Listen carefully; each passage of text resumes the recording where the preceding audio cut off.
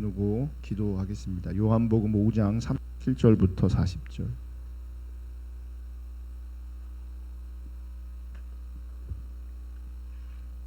요한복음 5장 37절로 40절. 또한 나를 보내신 아버지께서 친히 나를 위하여 증언하셨느니라. 너희는 아무 때에도 그 음성을 듣지 못하였고 그 형상을 보지 못하였으며 그 말씀이 너희 속에 거하지 아니하니 이는 그가 보내신 이를 믿지 아니함이라. 너희가 성경에서 영생을 얻는 줄 생각하고 성경을 연구하거니와 이 성경이 곧 내게 대하여 증언하는 것이니라. 그러나 너희가 영생을 얻기 위하여 내게 오기를 원하지 아니하는도다. 제가 지난주에 말씀드렸던 것처럼 금요일 날은 우리 찬양하고 또 하나님 앞에 하나님 얼굴을 구하고 기도하는 부분에 좀 더 우리가 집중하면 좋겠다, 그런 마음이 있습니다. 그동안은 하나님 찾는 부분에 대해서 우리가 한편으로는 이론으로도 정리할 필요가 있어서 그래서 그 하나님 얼굴을 구하는 부분에 대해서 나누었습니다. 너무나 중요한 부분이고요. 늘 여러분 그런 부분들을 기억하고 그래서 실제로 하나님 찾는 하나님 얼굴을 구하는 그 자리에 설 수 있기를 축복합니다. 그래서 오늘부터는 말씀을 많이 줄이고요. 이제 하나님 앞에 우리가 각자가 머물러 있고 또 하나님 바라보고 하나님의 뜻을 붙잡고 기도하는 시간들을 좀 더 예전보다는 좀 더 충분히 그렇게 가지면 좋을 것 같습니다. 오늘 본문을 보면 예수님께서 바리새인들을 향해서 뭐라고 말씀하시냐면 믿지 않는다라고 말씀하세요. 특별히 38절을 보면 그 말씀이 너희 속에 거하지 아니하니 이는 그가 보내신 이를 믿지 아니함이라. 안 믿었다라고 분명히 말하고 있어요. 근데 바로 이어서 39절을 보면 예수님이 그들을 바라볼 때 믿지 않는다라고 말했는데 하나님께서 예수님께서 말씀하시는 믿지 않았던 그들이 어떻게 행하고 있냐면 너희가 성경에서 영생을 얻는 줄 생각하고 성경을 연구하거니와 이 성경이 곧 내게 대하여 증언하는 것이라. 봐요. 우리는 믿지 않는 사람들은 성경 볼 일이 없죠. 사실은 목회하면서 많이 어려운 것 중에 하나가 뭐냐면 성도들이 성경을 안 본다는 겁니다. 그래서 성경을 안 보니까 영적 분별력이 굉장히 많이 가려져 있는 걸 봅니다. 그런데 요한복음을 보면 성경을 묵상하고 연구하고 있대요. 근데 그들을 향해서 믿지 않는다고 말해요. 그러니까 믿지 않는 그들은 지금 성경을 연구하고 있다고요.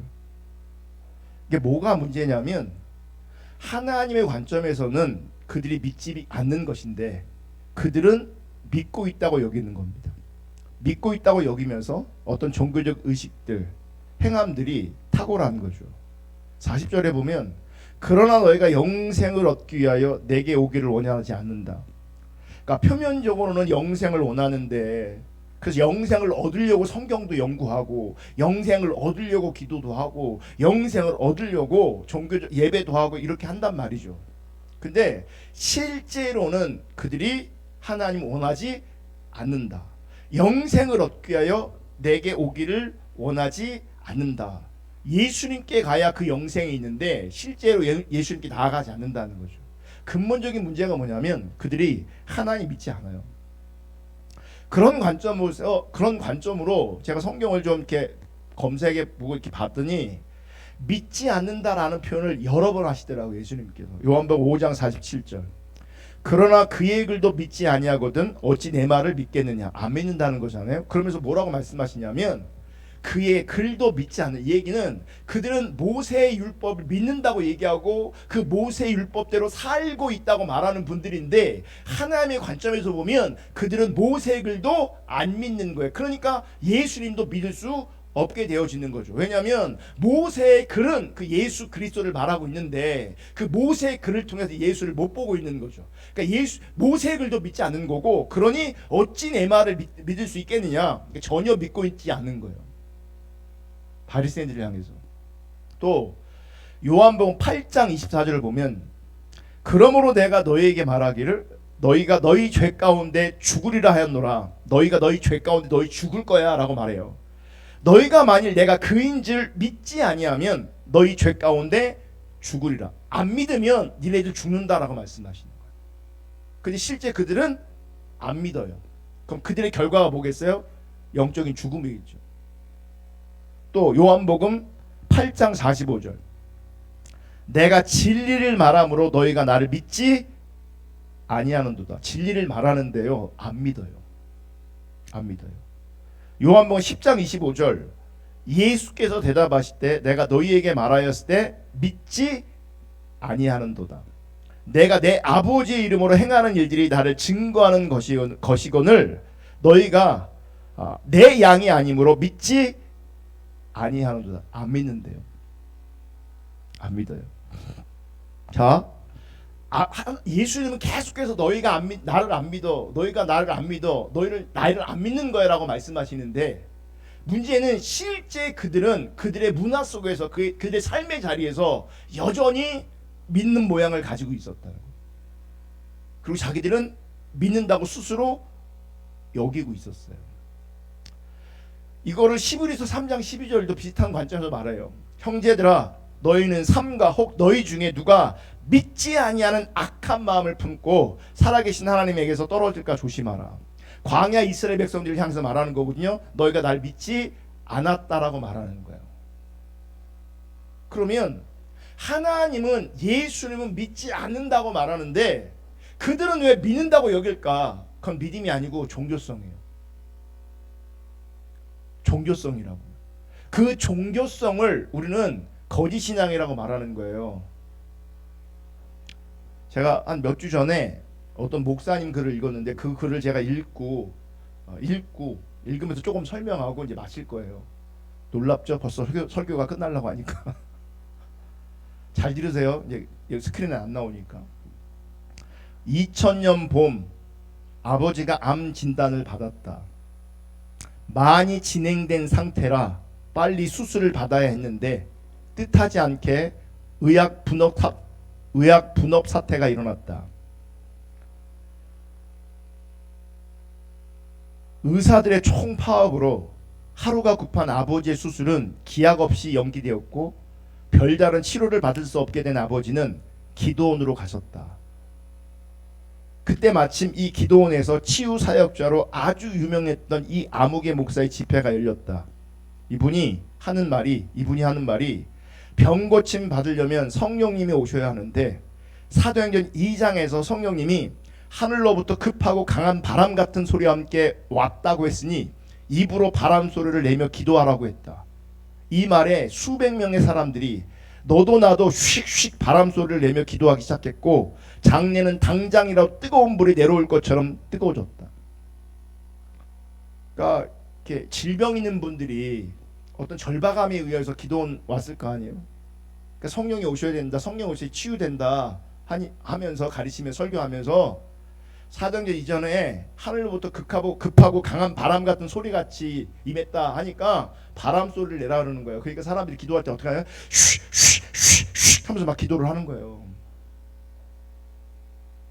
그래서 그 공간에 있는 사람들이 막 뜨거워지는 거죠. 막. 나도 사람들을 따라 입으로 바람 소리를 내며 기도했다. 뭔가 될 것 같았고 되어야만 하는 분위기였는데 바람 소리를 너무 열심히 낸 탓인지 어느 순간 핑 어지럽다 정신을 잃었다. 하도 열심히 하다 보니 정신을 잃어버린 거예요.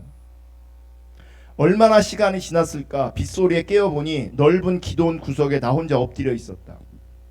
침과 콧물로 범벅이 된 얼굴을 닦다 창피하고 속상한 마음이 들어서 어린아이처럼 대성통곡했다.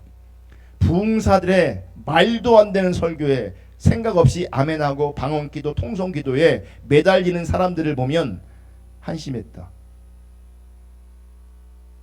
의학이 이토록 발달한 시대에 신유 집회를 따라다니는 사람들은 무당 따라다니는 사람들과 다르지 않다 여겼고 들어주실 일은 부르짖지 않아도 될 것이고 안 될 일은 아무리 기도해도 안 되니 합리적으로 신앙생활하는 게 옳다 생각했다.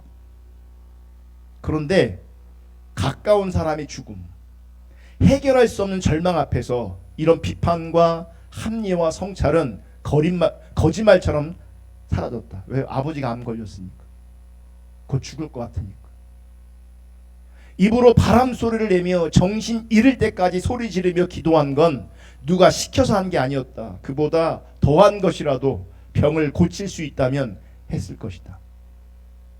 인간의 곤경을 이용하는 종교인들이나 유사 의료인들에게는 지금도 증오에 가까운 경계심을 갖고 있다. 하지만 인간에 그럴 수밖에 없는 처지가 있다는 걸 안다. 바람 소리 내며 기도하는 사람이 있으면 내 옆에 같이 바람 소리 내며 기도하는 게 신앙이라 믿는다. 아버지는 거의 아무 치료도 받지 못하고 3개월을 투병하셨는데 그 와중에 가까운 분의 소개로 아버지 병을 고치라는 계시를 받았다는 신유 사역자를 만났다.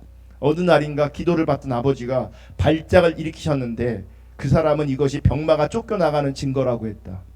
그렇게 기도하고 돌아오던 차 안에서 함께 이 일을 지켜봤던 동생은 아버지의 발작은 간이 망가져 생기는 간성혼수인 것 같은데 그 말을 차마 어머니 앞에서는 할 수가 없었다며 울먹였다. 왠지 아세요? 믿고 있는 거예요. 씩씩거리며 기도하면 하나님 역사하신다고 믿는 거고, 하나님 낫게 하신다고 기도 받으면서 졸도해 버렸는데 그게 귀신 나간 거로 말하니까 믿고 있는 거예요. 그러니까 얘기를 못하는 거죠. 상처받을까 봐. 아들의 의학 지식도 어머니의 믿음을 무시할 수 없었던 것이다.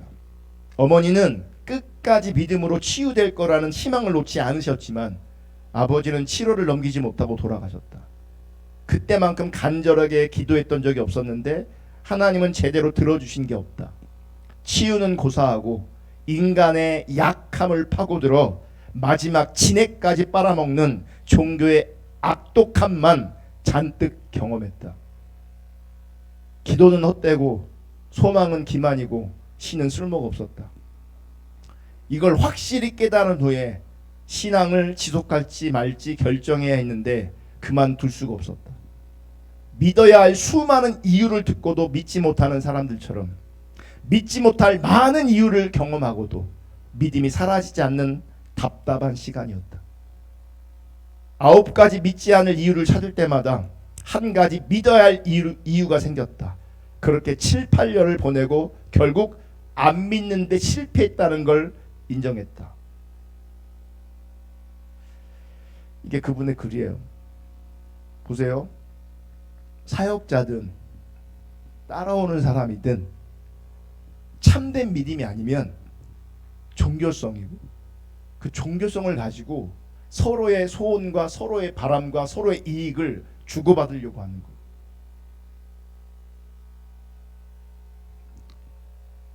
이분이 경험한 게 뭐냐면 눈으로 보여지는 많은 현상 가운데 저건 믿음이 아니다, 저건 믿음이 아니다, 저건 믿음이 아니다. 그러니까 그런 것들로 말미암아 하나님 믿을 수 없다 라고 하는 생각들이 막 밀물처럼 막 들어오는 거죠. 근데도 그럼에도 불구하고 믿어야 될 한 가지 이유가 생기고 보여지고 인식되는 거예요. 참 믿음인 거죠. 이거.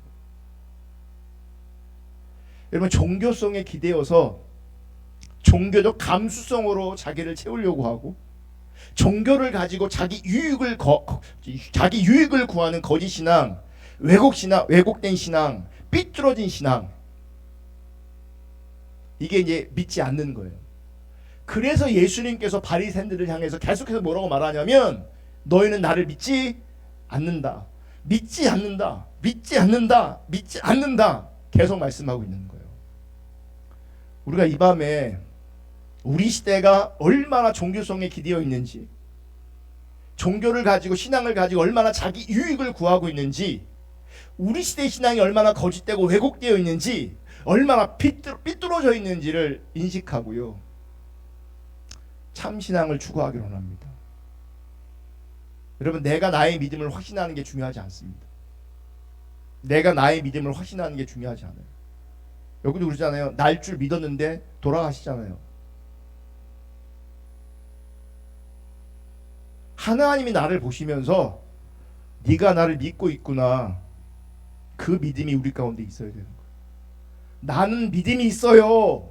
내가 주장하는 게 아니라, 내가 우겨대는 게 아니라 하나님의 믿음이다 라고 여러분에게 우리 교회 가운데 그렇게 말씀하시는 일이 있기를 주님의 이름으로 축복합니다. 그래서 오늘 이 밤에는 이 믿음에 대해서 우리가 하나님 앞에 성령님께 물으면서 나를 돌아보면서 기도하면 좋겠습니다. 기도할게요.